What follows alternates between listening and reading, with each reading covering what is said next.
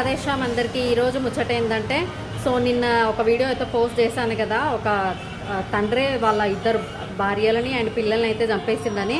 ఆ పాప అయితే హాస్టల్లో ఉందని బతికిపోయింది. ఇప్పుడు మీదున్న పాప అయితే, సో ఆ పాప అంటుంది మా నాన్నకైతే ఉరి తీయాలని చెప్పేసి అయితే అంటుంది. ఈ విషయం పైన సంధ్యారెడ్డి మేడం అయితే స్పందించింది. సో ఆ పాప దగ్గరికి వెళ్ళి నీకేం కావాలమ్మా, ఏం కావాలని అడగగానే నాకు ఏం వద్దు, మా చెల్లెని రక్షించండి అండ్ మా డాడీని అయితే ఉరి తీసి చంపేయండి అని చెప్పేసి అయితే అంటుంది. నాకు కూడా కరెక్టే అనిపించింది. ఎందుకంటే ఇలాంటి తప్పులు చేసే వాళ్ళని మనం ఎంకరేజ్ చేస్తూ ఉంటే వాళ్ళు ఇలానే తయారవుతారు, ఇంకా చాలా చాలా దారుణాలు జరుగుతాయి.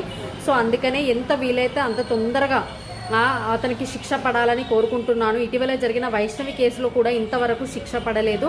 సో ఇప్పుడైనా శిక్ష పడాలని కోరుకుందాము మనమందరం కలిసి. అండ్ బొజ్జ సంధ్యారెడ్డి మేడం అయితే ఈ పాపకి నేను ఒక తల్లిగా నీడనిస్తా అని చెప్పేసి అయితే అంటుంది. సో చాలా మంచిది బొజ్జ సంధ్యారెడ్డి మేడం అయితే. సో ఇప్పుడు ఆ పాపకి ఎవరూ లేరు కాబట్టి, అనాథ అయింది కాబట్టి, సో ఖచ్చితంగా బొజ్జ సంధ్యారెడ్డి మేడం ఆదుకోవాలని మనం అందరం కోరుకుందాం. సో సంధ్యారెడ్డి మేడం కూడా చాలా ఎమోషనల్ అయ్యారంట ఇటువంటి వాళ్ళని.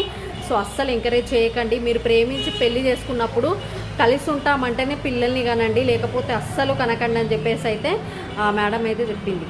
అండ్ దీని మీద మీ ఒపీనియన్ ఏంటో ఖచ్చితంగా కమెంట్ చేసి, లైక్ చేసి మన ఛానల్ని అయితే సబ్స్క్రైబ్ చేయండి.